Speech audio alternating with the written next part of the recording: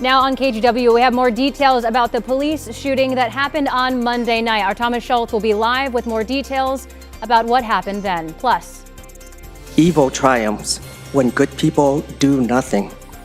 I believe you, members of this committee, are very good people.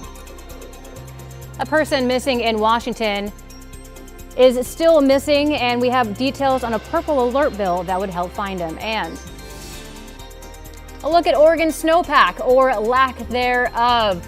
We'll have more details when it comes to what we can expect this season with Rod Hill.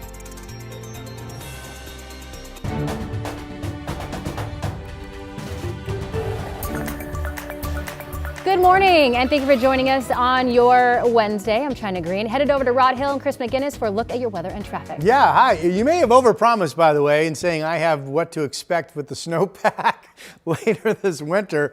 I had no idea the snowpack was going to be as rotten as it's been so far, but I will remind you, there's still reason to think that we could have a big February and a big March, but that snowpack story is coming up. Here's our Salem sky camera. You see the frost on the grass right there. It's another repeat day. If you have a little bit of wind at your place, you're at 32 or warmer. If you don't, you're in the 20s, and you have a lot of frost on the grass. 26 in Salem. Here's downtown Portland. The temperature out of PDX, 36, with an east wind at 15. We still have gusts. It could be up to 40 at Troutdale today out along the Columbia River. Moving forward, will be 45 degrees at noon. I have today's forecast mostly sunny, up to 48 for a high. Here's Chris. Rod, thanks for that. Still really frosty east of the Cascades. Sherman County School District actually on a delay because of icy roadways. And while the Willamette Valley and the I-5 corridor has been sunny for days, this is what conditions east of the Cascades have looked like for days. This is in Jefferson County, US 97, near Juniper Butte. Temperatures well below freezing, areas of fog and frosty roadways out there. So just use caution on rural roadways east of the Cascades, especially for slick spots. Meanwhile, across the metro area, hey, check that out. Sun glare right now on the inbound Sunset. That may be causing some of that delay coming in from Hillsborough. Just shy of 30 right now. Gets you in from Brookwood Parkway to I-405. China? Chris, thank you. Developing this morning, the search for a suspect continues after Portland police say this man shot and wounded 2 officers Monday night in Northeast Portland. Investigators say that he should be considered armed and dangerous. Thomas Schultz has more. Neighbors we spoke with say they heard gunshots Monday night, followed by a search by police that lasted for 6 hours, well into the early hours of Tuesday morning.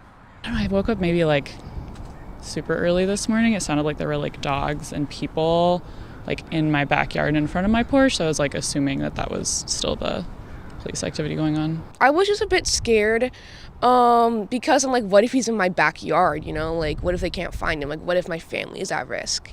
This all started just before 8:30 Monday night when police responded to Northeast 21st Avenue and Clackamas Street after receiving a call about a man with a knife. When officers arrived, they located the suspect between Northeast 16th and 17th Avenues. That's when police say this man shot 2 officers. Tuesday afternoon, police say one of the officers was released from the hospital. The other, a 17-year veteran, remains hospitalized and stable. 1 inch can make all the difference when you're dealing with gunshot wounds, and the outcome could have been far worse. Police are still looking for that suspect who they say should be considered armed and dangerous. And it wasn't just police and canines on scene early Tuesday morning. Of course, paramedics arrived Monday night as well to treat those officers. And because of the threat of that suspect remaining at large, they had to don ballistic vests just to ensure they were safe as they transported those officers to the hospital. In North Portland, Thomas Schultz, KGW News. In Hillsborough, police have arrested a 23-year-old for numerous sex abuse crimes and are asking additional victims to come forward. Authorities say they believe Cedric Valdez assaulted women in large retail stores or parking lots in Washington County over several months. He was arrested Saturday inside the Target stores at the Sunset Esplanade Shopping Center. And this afternoon, a man is expected to enter a guilty plea after he was arrested on numerous charges, including rape, accused of sexually assaulting a woman he met on a dating app at gunpoint. A warning here, the details of the story may be difficult to hear. So on August 9th of 2024, court documents show Damani Anderson met a woman on Tinder and took her to an abandoned building in North Portland where he allegedly threatened her with a gun and sexually assaulted her. The documents say that he also forced her to unlock and reset her phone before she escaped and sought help. Anderson was arrested days later and faces multiple rape charges involving other victims from 2023 to 2024. His hearing is scheduled for 2:30 this afternoon. And if you or someone you know is experiencing sexual assault and needs support, help is always available. Just call that number there on your screen, 1-800-656-HOPE, to reach the National Sexual Assault Hotline. Multnomah County commissioners are working to reshape what some are calling a struggling deflection program. Deflection refers to the option of choosing treatment over jail for some people caught with small amounts of hard drugs. Sunrise reporter Corey Johnson joins us live with details on the changes they're considering. Good morning, Corey. Good morning, China. That's right. Commissioners say the program is currently struggling to help those who are suffering from addiction. Now, during a Tuesday work session with county commissioners, leaders highlighted at least 4 potential changes they say could potentially turn it around. Now, they include giving people rides to treatment services, designating shelter space for those going through deflection. They also want to make sure those going through the process have regular meetings with a care coordinator, and they also are considering expanding eligibility for those who can participate in the program. Now, getting into some of the numbers, in the program's first year, county data shows just over 600 people came through the deflection center. Of those, 392 people were referred to services of some sort, and just 20% of them went into withdrawal management or detox. And the vast majority of the people brought into deflection, about 92%, were recorded as being homeless. I really think that we are going to get to a place where we're going to get to some agreement about the direction that we want to go in and what the role of this board is in this conversation. I think some of the concerns and the place where people want to go isn't that far apart. It's just kind of the level of detail that we have in getting there and saying what we're doing. Now, once the commission finalizes those potential changes, the state's Criminal Justice Commission must then approve them. China? Corey, thank you. When a man with autism disappeared from his Washington home, his family called for help, but police said that there wasn't much they could do. But now there's a push to create a new alert for missing vulnerable adults. Drew Mickelson from our sister station Seattle breaks down the movement behind the Purple Heart. My brother, Jonathan, has been missing for 295 days. The Huang family wishes they got more help. Last March, 21-year-old Jonathan Huang walked away from the family's Arlington home. He has autism and the mental capacity of a 9-year-old. The family fears he was kidnapped. They haven't seen him since. They pleaded for police to send out an alert, but unlike children or seniors, the state does not have one for vulnerable adults. Jonathan's sister, Irene Pfister, backs the proposal to create a purple alert for missing adults with intellectual or developmental disabilities and those who are suicidal. In our case, a purple alert would have provided a clear process and resources that would have brought my brother home.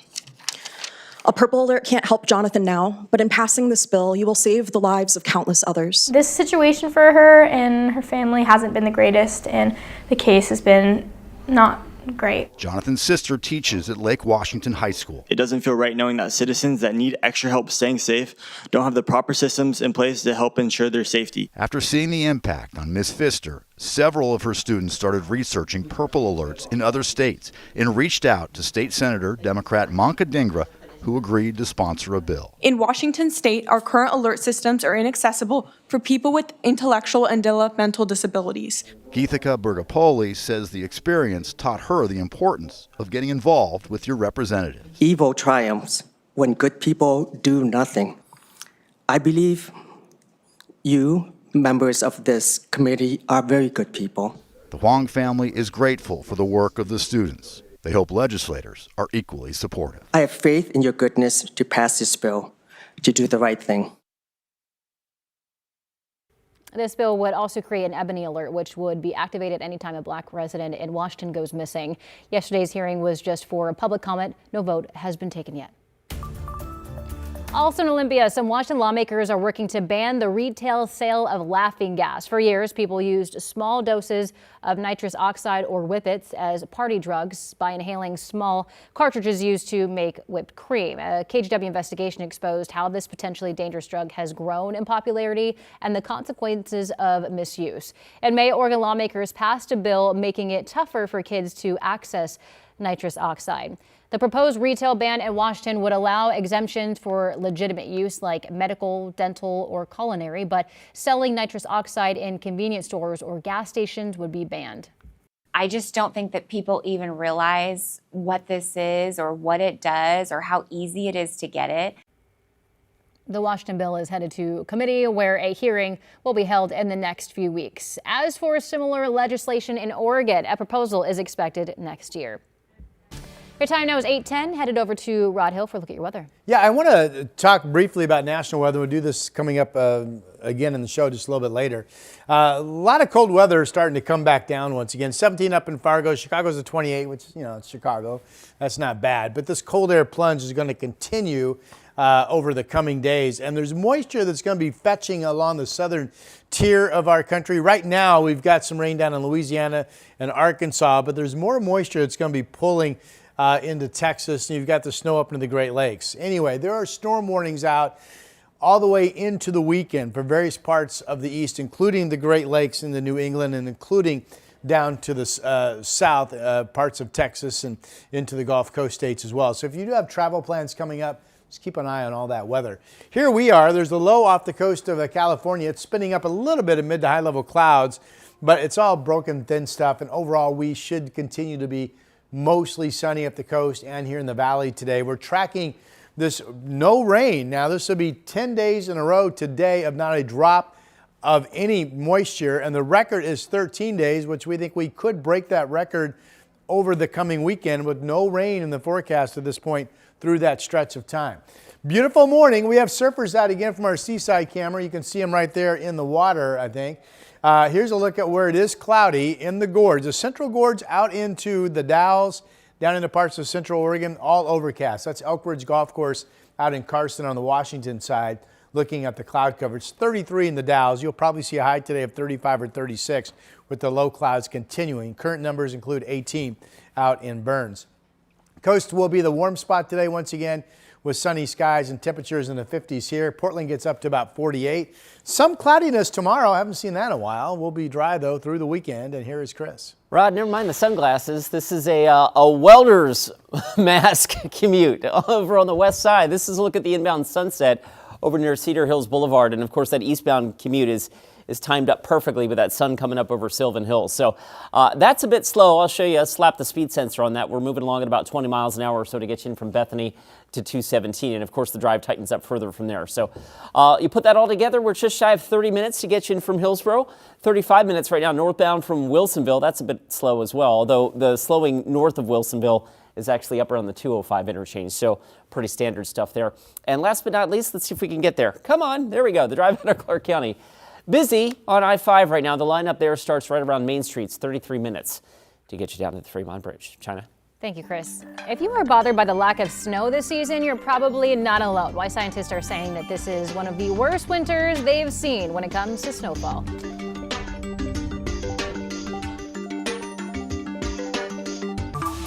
The KGW Plus TV app, streaming 24/7. Local news from the team you trust on your time. Track how the weather will impact your day. Certainly becoming increasingly hazardous. Extended, continuous coverage of breaking news live from the scene. That snowpack is still heavy. Go deeper with in-depth interviews and exclusive reporting. All the local news you need, live or on demand. KGW Plus. Download on your TV and watch for free.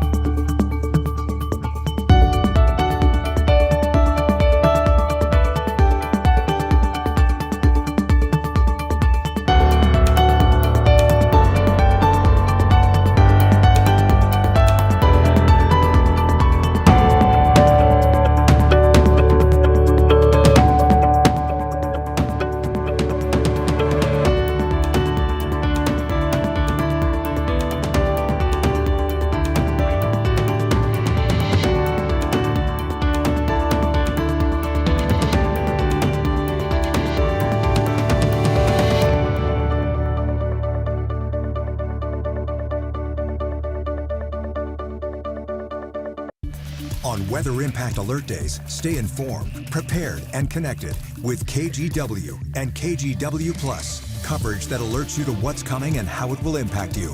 Watch extended weather coverage on KGW Plus. The KGW Plus TV app, streaming 24/7. Local news from the team you trust. Track how the weather will impact your day. Breaking news, live from the scene. All the local news you need. KGW Plus. Download on your TV and watch for free. Today, Portland City Council is set to consider a resolution telling the mayor how some councilors want to spend millions in housing funds. We're talking about nearly $21 million in unspent money that was discovered in late November. For the most part, the proposal directs the money towards rent assistance, eviction defense programs, and emergency housing vouchers. Then tomorrow, Oregon's Transportation Commission will meet in Salem to talk about how ODOT will move ahead with a budget gap of nearly $250 million. This after the referendum effort spearheaded by some state Republicans paused tax and fee hikes meant to help ODOT's budget crisis. The agency says if lawmakers can't agree on funding plan, we'll have to lay off nearly 500 employees. All right, your time now is 8:16. Taking a live look from our Timberline Skycam, where there hasn't been any new snow on the mountains in nearly 2 weeks, and we are not expecting any more until sometime next week. And on top of that, we're also looking at the second worst snowpack on record so far this season. Joey Neary explains. When it comes to snow in the Cascades, you're going to have your good years and, of course, statewide, snowpack is pretty poor. Your bad years. This winter is shaping up to be a bad one. Snowpack is at its second lowest level on record, dating back to 1981, which set the record low. Matt Warbritton is a hydrologist with the Natural Resources Conservation Service. He says the entire state is running below normal for snowpack. Hanging around 37% of normal for the Mount Hood. That includes the Sandy Basin and also the lower Deschutes Basin. Currently, there's a base of only 38 inches outside Timberline Lodge. On average, the base should be over 8 feet by this time of January. Instead of gliding over fresh powder, skiers and snowboarders are dodging exposed rock. We're seeing the greatest deficits at the highest elevations, where we expect, even during years like this, to possibly have more robust snowpack, but temperatures have been abnormally warm. Over the last several days, the mountains have been seeing temperatures soar into the upper 50s, even 60 degrees last week. As we go further into the season, what we can say now is that we're more reliant on larger storm systems to bring more significant snow accumulation. Now, as we head into the later part of this month and the rest of winter, it's an extremely important water source. Across the West, snowmelt makes up about 50% of the water supply. We can only hope we start seeing things turn around. Joe Ranieri, KGW News. Boys? Yes, I'm looking, man. Keep talking, keep talking. That's a big number, by the way. In case you don't know, like why we talk about we need the rain. Well, because we get most of our rain in like the 6 months of the year between October and March, right? And 50% of our water comes from melted snow. Well, January's been a doozy. Yeah, and he's got the numbers and the stats to prove it. This is what I was looking for. Have we ever had? So, as an outlook forecaster, when I do my winter outlook and seasonal projections, they really start with the database of are we going to be an El Nino, La Nina, neutral, what they call the ENSO cycle, right? And I'm just confirming now that at least going back to 2000, we have never had a weak La Nina, which is what we're supposedly in now. We've never had that cycle produce under 50% of snowpack for a season. Hasn't happened. This has been such an unusual winter season that has been, and I think I speak for every forecaster I know of that does outlook work, including the National Weather Service and NOAA. It has been nothing like what we expected. It's been I was going to ask you about that. El Nino-like in many regards than it has La Nina. I mean, the driest snowpack years since 2000, 2004, 2005 was a weak El Nino year, only 44% of snowpack. 14 and 15, the winter of, was a neutral year. That one was only 25% of normal. And we're at 30% of normal now in this weak La Nina pattern. We get out of this and we change what they call a neutral cycle as early as next month. So there's some reason to hope that could, bam, trigger some change. But how fast? But how fast? Yeah. And as I walk as I find my weather clicker, and then I'll walk to the weather wall, pardon me, I think it's safe to say, and it doesn't take a rocket scientist to figure this out.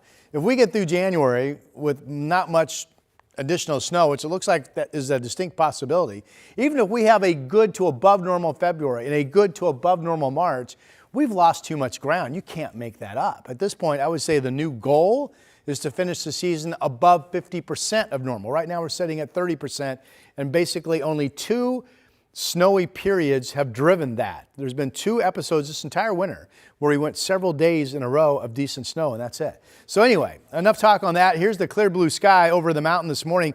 Temperature aversion continues to be in place. It's 42 degrees. Looking into the national headlines, because there's a whole fistful of different warnings for freezing rain and snow across parts of the Midwest and to the east as we get rolling into the weekend. The temperature map's not overly impressive yet. It's 54 in Dallas. It's 28 in Chicago. Yeah, that's not bad. All right, we've got rain down south. But as I play this into Friday, this is Friday afternoon, now you've got this moisture, which is interestingly enough, is coming from a low that's off the coast of San Francisco right now. It's the same low that's throwing some mid to high level clouds our way. We're still going to be mostly sunny today. It's just not perfectly clear. But this moisture comes into the cold weather. That's snow in Kansas on Friday. This is freezing rain or sleet, icy mix down to the Red River in Texas. And then you've got more snow eventually that moves up into Missouri and into the Ohio Valley, it looks like, going into Saturday. So if you're traveling this weekend, FYI on all of that.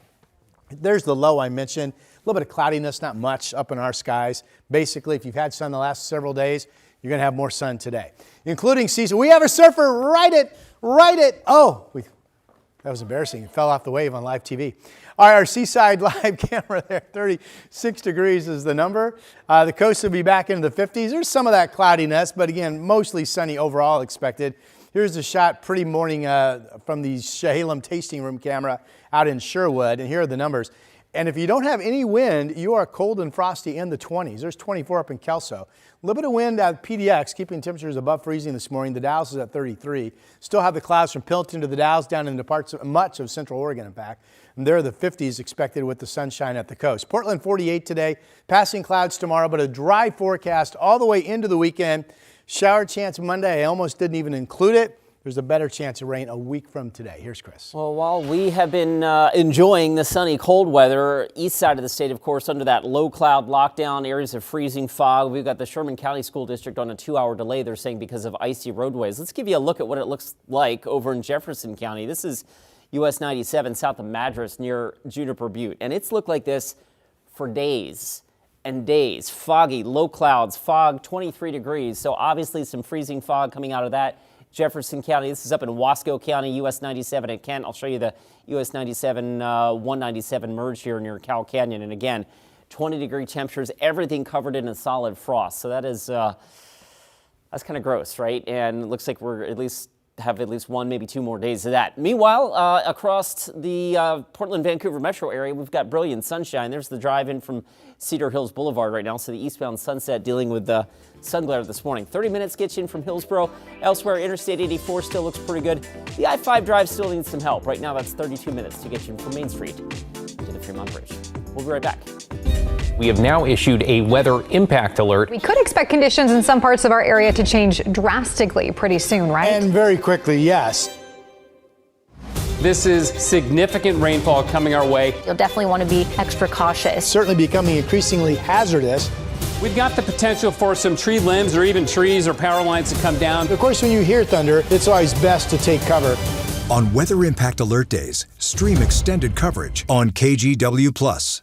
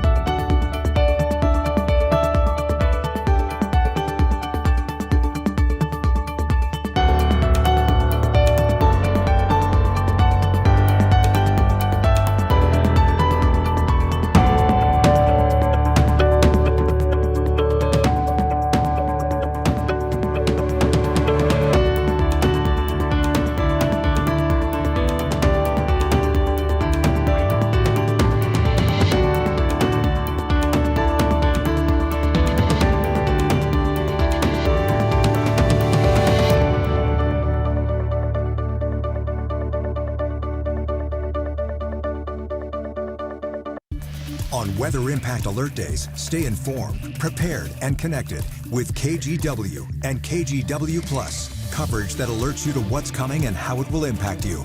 Watch extended weather coverage on KGW Plus. The KGW Plus TV app, streaming 24/7. Local news from the team you trust. Track how the weather will impact your day. Breaking news live from the scene. All the local news you need. KGW Plus. Download on your TV and watch for free. Oregon Governor Tina Kotek has created a new committee to look into data centers in Oregon and their energy use. The goal here is to balance economic opportunities against utility costs for consumers and against environmental impacts. The committee will meet once a month, though no word yet on when those meetings will begin. They're expected to put together policy recommendations by October. More than a dozen Free America marches took place across Oregon and Southwest Washington Tuesday afternoon. Coming up, we take you to one that took place in Portland and ended up outside the KGW news station. President Trump addressing the World Economic Forum today in Switzerland, where he's face-to-face with European leaders frustrated by his push to take over Greenland and his new tariff threats against European allies. I'm Alice Barr in Washington with the latest details coming up.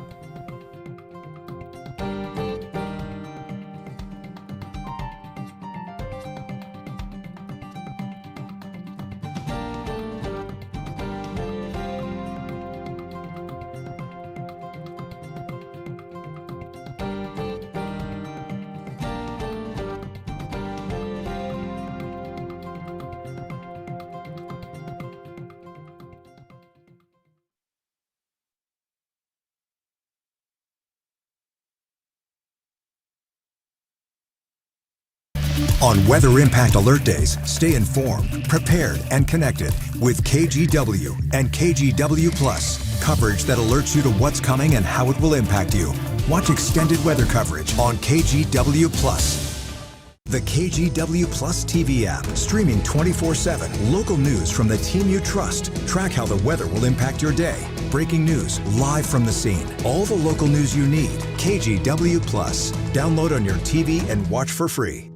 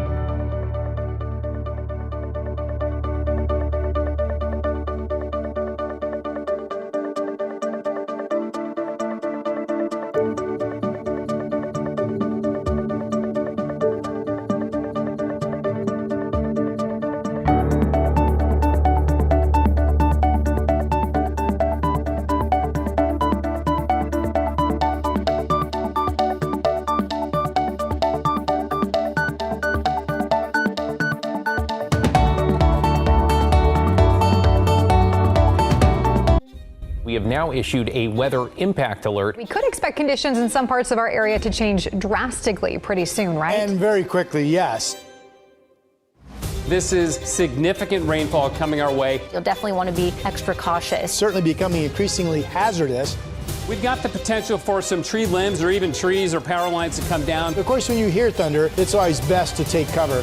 On Weather Impact Alert Days, stream extended coverage on KGW Plus.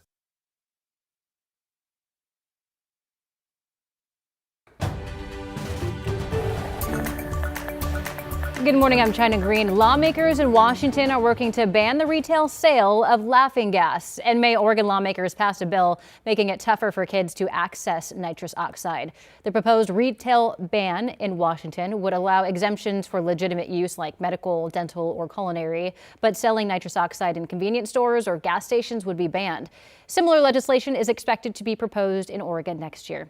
Headed over to Rod Hill now for a look at weather. And from the Here We Go Again department, more dry weather, more sunny 50s at the coast. Right now it's 31 in Lincoln City, our Snook Winds Casino Resort camera there, but a beautiful morning.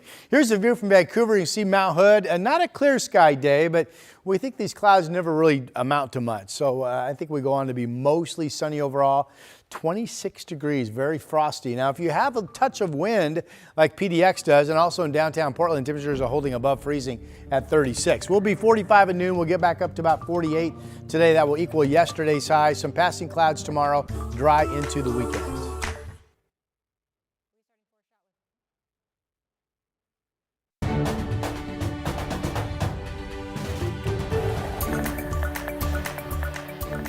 Good morning, and thank you for joining us live at 8:30. The crew is all here. You didn't get the memo. Oh, you are wearing blue. He's wearing blue, yeah. You're very blue. Blue in my shirt, too. Yeah. Are we blue blue? in my socks. We don't need No, to see actually, that. I don't. Are we blue because of the lack of snow and the lack of precipitation, if you will?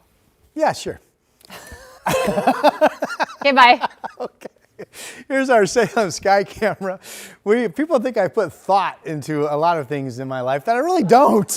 Here's a look at frost on the grass in front of the state capitol. Some cloudiness, so it's not clear, but it's a mostly sunny day upcoming and just cold and frosty in many spots. 26 degrees now. Downtown and PDX. The 36 is actually the number out at PDX along the Columbia. Enough of an east wind that temperatures are holding above freezing. You folks in Troutdale had another wind spike of 52 miles per hour yesterday. Those east winds have been closer to 30 miles per hour along the Columbia this morning. Here's our day moving forward. 45 degrees at noon. That would put us in a position to get up to about 48 for a high. And again, away from that gorge outflow area, winds continue to be mainly light. Here's the big picture. We'll stop the clock at 4 o'clock. It is still overcast across much of Central Oregon, up into Hood River, out through the Dalles and Pendleton. And these low clouds could hold another day today. And if that's the case, realize whatever your temperature is right now, you're probably going to warm up about 3 degrees. And that's it. For Redmond yesterday, it was 25 to start, 28 to finish. The warm spot is the beach. There's Tillamook at 52, Newport at 50, and 40s up and down I-5. 7-day forecast, 48 today. Some passing clouds tomorrow. Yeah, 46. Friday, back to sun. 48. We have a dry weekend. I'm watching a shower chance on Monday. I almost didn't even include the rain chance. It looks to me like it's falling apart. But there is what looks to be a promising rain chance. A week from today would be day 8 on the 7-day. Here's Chris. So here's the question about that. Will the radar still be working at that point? Could be, yeah. It's like underuse injury. All right, let's get you out to the west side right now. The inbound Sunset is still running pretty thick as you get past Cedar Hills Boulevard towards 217. Right into the rising sun, so bring your sunglasses or maybe better yet your welder's mask on that side of town. We'll switch gears, take over to the Banfield. I-84 westbound traffic, of course, slow and steady coming in from I-205. There you go. There's the live look out near 82nd Avenue. The trip in from Troutdale right around 27 minutes or so. And last but not least, we're still kind of slow. It's a little late to be this busy up on the Vancouver side of the Interstate Bridge, but we had some earlier trouble at SR 14. That is long since clear, but the drive is still pretty thick. 31 minutes right now gets you in from Main Street to the Fremont Bridge. China? Chris, thank you. We have breaking news we want to get to right now. Portland Fire is responding to a house fire reported in the Brentwood-Darlington neighborhood. Sunrise reporter Thomas Schultz joins us now. So Thomas, what are you learning out there? Yeah, well, China, fortunately, there was no injuries or anybody hurt as part of this fire. And you can see right down here, we're on Southeast 57th and Lambert, the response that's still here. Firefighters are actually wrapping up what happened right here at this home, right on the corner of 57th and Lambert. You can see the roof. They cut a hole into that. It's unclear how this fire started, but they say inside there was a lot of clutter, so they got in there and extinguished it pretty rapidly. Now, this is a concern because there's a lot of wind this morning, especially in the east part of the county. Here also, there's power lines right above this home. Once again, nobody was in the home.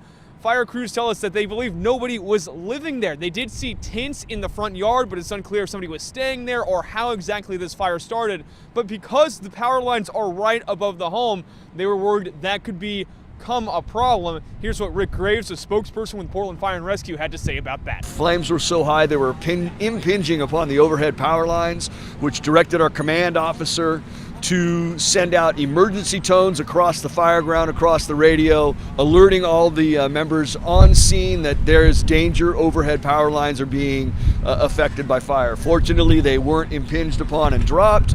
but it's always a concern when we're working. We've got a live electrical line that could come down. And once again, back out here live on Southeast 57th and Lambert, you can see crews are still monitoring this house. Going in a couple of minutes ago, they're actually on the roof, but it seems like they're doing a pretty good job extinguishing that. They also pulled this out of the home. It's a canister, looks like it was welding equipment or something like that, that they're just monitoring and letting burn right now. But this is something that they were able to take care of pretty quickly, China, out here. Fortunately, no injuries in Southeast Portland. Thomas Schultz reporting live. Thank you, Thomas, for that. Earlier this morning, President Donald Trump told European allies that he will not use force to take Greenland as part of his address to the World Economic Forum. NBC's Alice Barr has more from Washington, D.C. President Trump today addressing the World Economic Forum in Davos, Switzerland, amid simmering tensions. All the United States is asking for is a place called Greenland. Surrounded by NATO allies, he questioned the alliance's commitment to the United States, despite NATO coming to America's defense after 9/11, and said the U.S. never asks for anything. We probably won't get anything unless I decide to use excessive strength and force, where we would be, frankly, unstoppable. But I won't do that. Again, arguing the strategically important Danish territory of Greenland is too vulnerable to threats from China and Russia, and the U.S. must own it. You can say yes, and we will be very appreciative, or you can say no, and we will remember. European leaders now weighing countermeasures to President Trump's threatened tariffs on Denmark and 7 other allies that oppose his efforts to buy Greenland. We have no interest in picking a fight, but we will hold our ground. Among the European Union's tools to respond, what's known as the trade bazooka that could ban U.S. goods from European markets. President Trump saying in a new interview he would match any EU actions. And it's going to go ricocheting backward, but we're not looking at that. We'll probably be able to work something out. A trade war with the European Union, America's largest trading bloc, would have wide-ranging economic effects and likely price increases here at home when Americans are already feeling the pinch. The president saying the U.S. economy is booming and the world economy will follow. In Washington, Alice Barr, NBC News. In President Trump's address, he also renewed his call to withhold federal funding from states with sanctuary cities like Oregon and Washington, where local law enforcement is restricted from helping federal immigration officers. You got to get rid of your sanctuary cities, and I hope our people know that we're not going to pay sanctuary cities. We're not going to pay them anymore. They are sanctuary for criminals. They hold criminals. We're not going to pay. They can sue us and maybe they'll win. But we're not giving money to sanctuary cities anymore as of the beginning of the month. The president has said funding will be cut off on February 1st, but which funding would be impacted is still unclear. Previous attempts to cut off funding to sanctuary cities were struck down in court. I'm horrified at what has happened in the last year. Mark the president's first year in office, some local groups gathered for demonstrations. Corey Johnson joins us from Couch Park, where a rally took place Tuesday afternoon. Hundreds of people gathered here in Couch Park Tuesday afternoon to take part in the Free America rallies. Many people traveling from all over to participate. Now, that rally ended up traveling outside the KGW news station, where some decried Trump's federal immigration policies. A co-organizer of the event tells us they wanted to show support for local journalism, something the group says has long been in the Trump administration's crosshairs. Now, another Free America rally also took place at Short Park in Vancouver on Tuesday. Demonstrators there told KGW they're fighting what they perceive as the normalization of the Trump administration's efforts. I think they're trying to wear everybody down and trying to depress everybody, and if they can say, see, nobody, they're all with us, they don't care. We need to say we do care. That there are people who are willing to step up and to fight for our democracy. If we sit back, it is going to be destroyed. Now, those two marches were just two of more than a dozen that took place Tuesday afternoon across Oregon and Southwest Washington. Back to you. All right, now we're headed over to Chris McGinnis for a look at your traffic. You know, while it's been bright and sunny here on the west side, it's been locked under that low cloud, foggy, just yucky conditions east of the Cascades. And I'm going to show you this. This is US 97 near Juniper Butte, south of Madras in Jefferson County. Another day of low clouds, fog, and freezing fog with temperatures well below freezing. We'll take you up US 97 towards Kent. I mean, you can see the solid frost on all the vegetation out there. So I bring this up because not in Wasco County, but Sherman County schools running on a 2-hour delay today because of icy roadways. All right, back to the metro area here. We've got bright sunshine and plenty of slow spots. Your Highway 26 drive in from Hillsborough still averaging about 31 minutes at last check. And the trip across the Columbia still needs some help here. We're still bunched up on I-5 south of Mill Plain. We're just shy of 30 minutes to get you in from Main Street to the Fremont Bridge. China? Thank you, Chris. It's the end of an era for a dairy industry giant. How too much milk is bad for the butter business.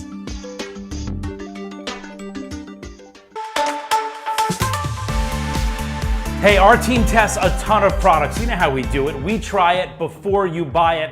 And this one is going to be a game changer for you. It's been a game changer in my family. Someone in my family, my wife, she said I could say that, makes all these expensive hair removal appointments. But now with this, come on in. This is the You-Like Air Max IPL hair removal device. And I use the products that I bring to you myself. She's obsessed with this. It's affordable, it's painless, it's easy and effective. It's FDA cleared, and their patented ice cooling technology keeps your skin comfortable the whole time, never above 65 degrees. If you've ever dealt with ingrown hair, bumps, or irritation, let's be honest, who hasn't? This feels like a total reset. You can treat your whole body in about 14 minutes, that's it. And with consistent use, 3 times a week for 4 weeks, people see up to 95% reduction in hair, and it works just about everywhere on the body. Plus, you get 2 modes, Auto Glide for larger areas and USHR mode for coarse hair. Pain-free, hassle-free, and you're gonna save a ton of money. It is the trifecta, and when you hear the deal that we've gotten for you today, you know you gotta get it. So listen to this. Normally it's $299. Today, exclusive for you, just $199. Yeah, $100 off. You'll thank me later. Just scan the QR code on your screen or go to shoptvdeals.com. The KGW Plus TV app, streaming 24/7. Local news from the team you trust on your time. Track how the weather will impact your day. Certainly becoming increasingly hazardous. Extended, continuous coverage of breaking news live from the scene. That snowpack is still heavy. Go deeper with in-depth interviews and exclusive reporting. All the local news you need, live or on demand. KGW Plus. Download on your TV and watch for free.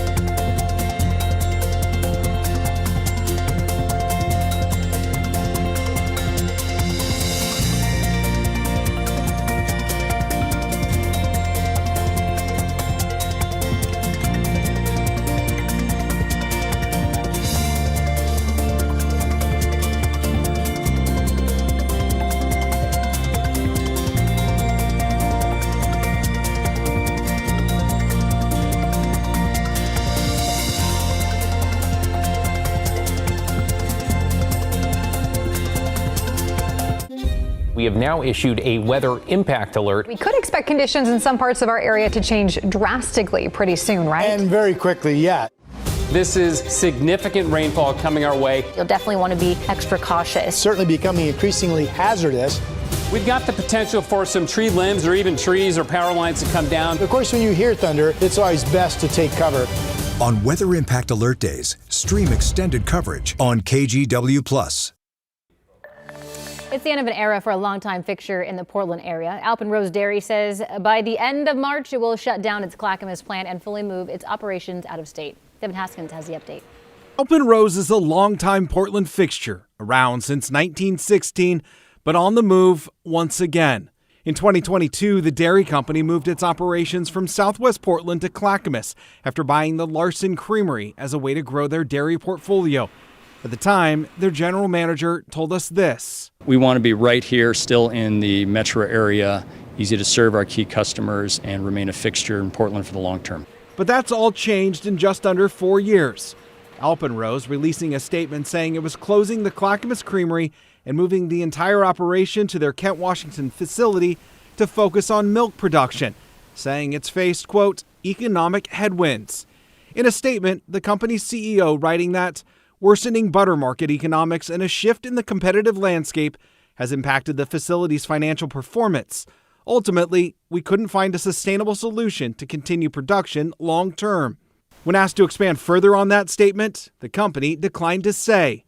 I talked with Nate Donnet, a dairy market economist with StoneX. We've had a big increase in overall milk production. He says the United States has seen a surge in milk production recently because of good profits in 24 and 25, which has encouraged dairy farmers to produce more milk.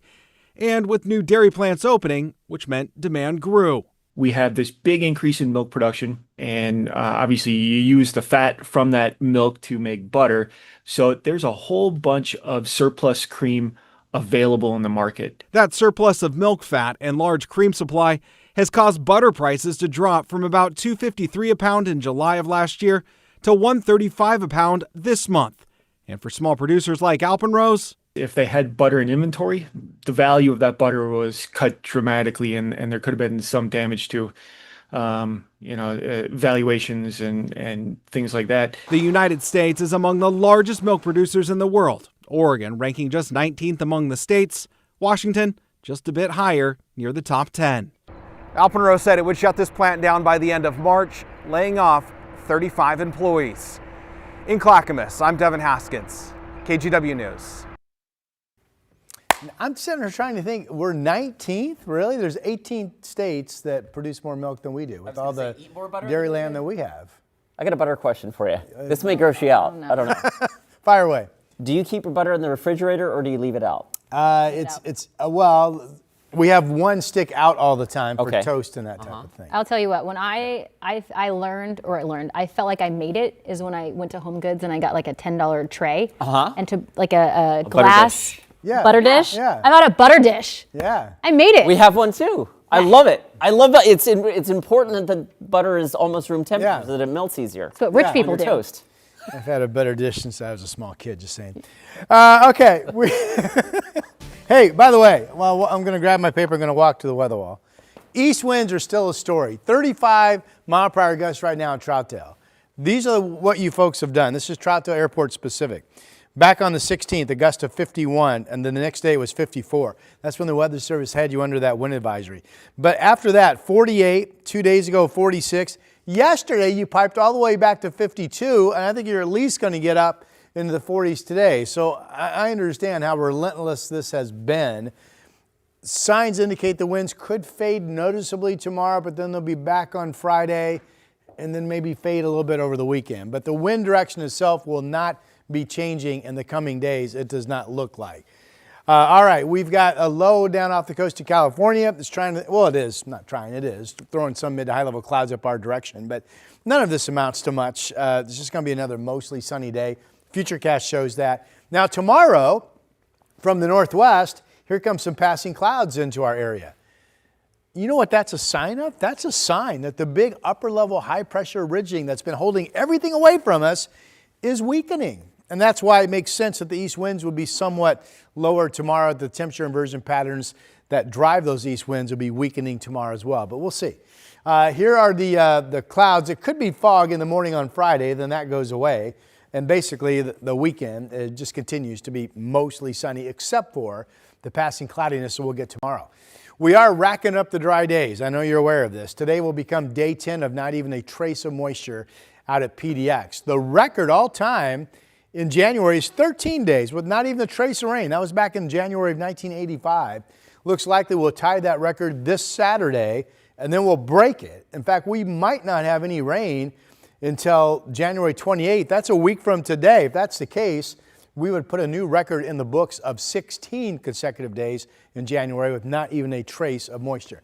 Live camera from Seaside, looking at the cove south of downtown. Beautiful morning there. 36 degrees, going to be back up into the 50s today.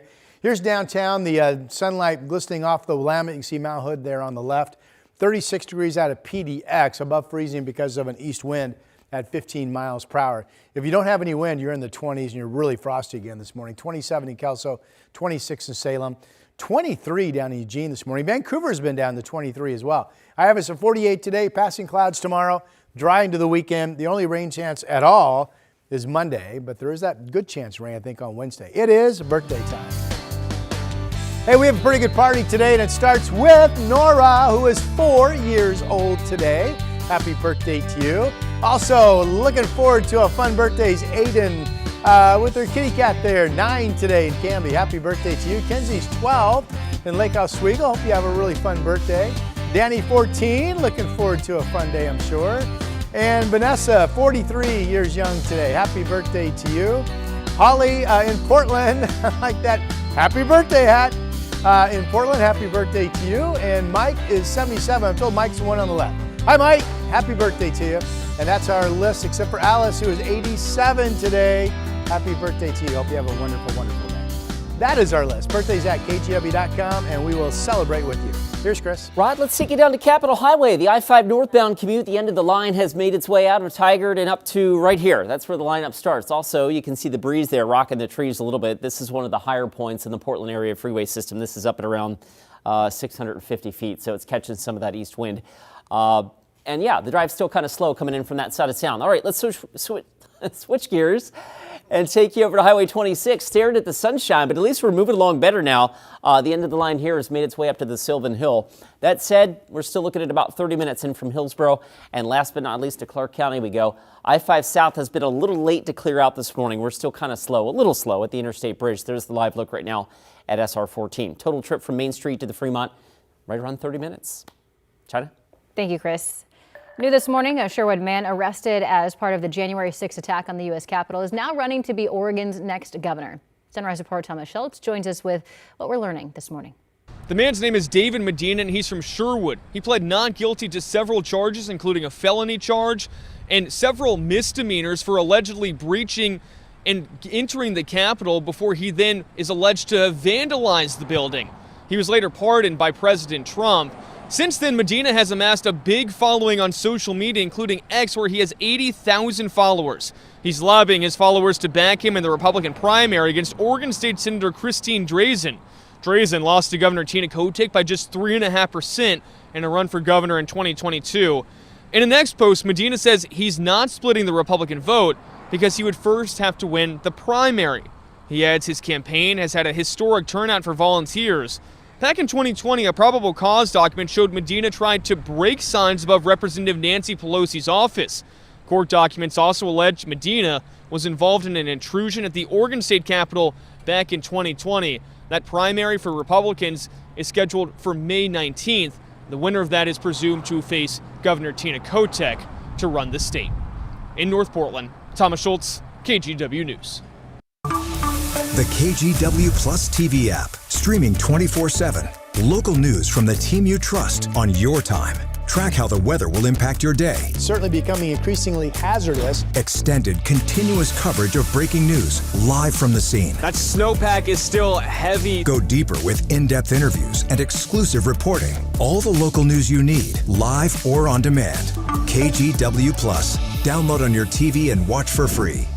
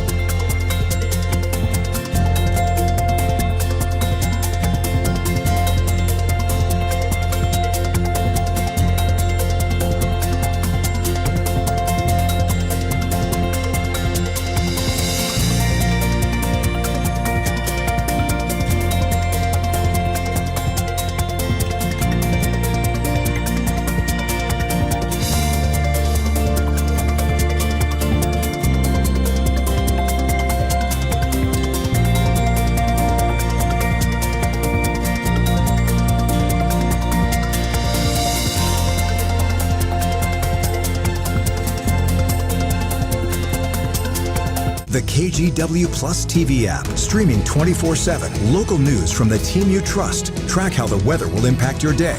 Breaking news, live from the scene. All the local news you need. KGW Plus. Download on your TV and watch for free. On weather impact alert days, stay informed, prepared, and connected with KGW and KGW Plus. Coverage that alerts you to what's coming and how it will impact you. Watch extended weather coverage on KGW Plus. Here is that 7-day forecast. 48 yesterday. Seems reasonable to do it again today. Mostly sunny skies. Tomorrow, some passing clouds.